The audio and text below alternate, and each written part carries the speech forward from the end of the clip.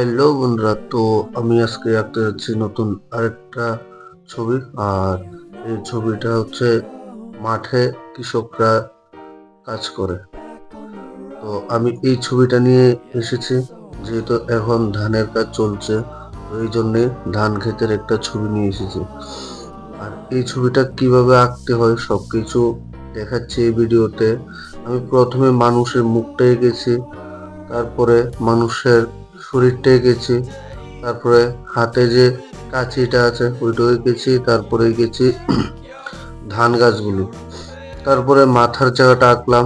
এঁকে আরেকটা হাত বাকি ছিল, ওই হাতটা এঁকেছি।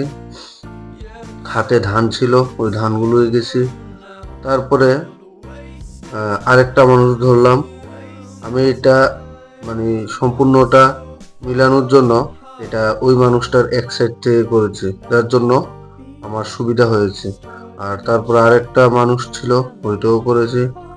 আর এখন আমার ছবিটা পুরোপুরি কমপ্লিট হয়ে গেছে। তো যাদের যাদের এরকম ছবি শেখার ইচ্ছা আছে, তো আমাকে অবশ্যই কমেন্টে জানাবে, আমি তোমাদেরকে হেল্প করব।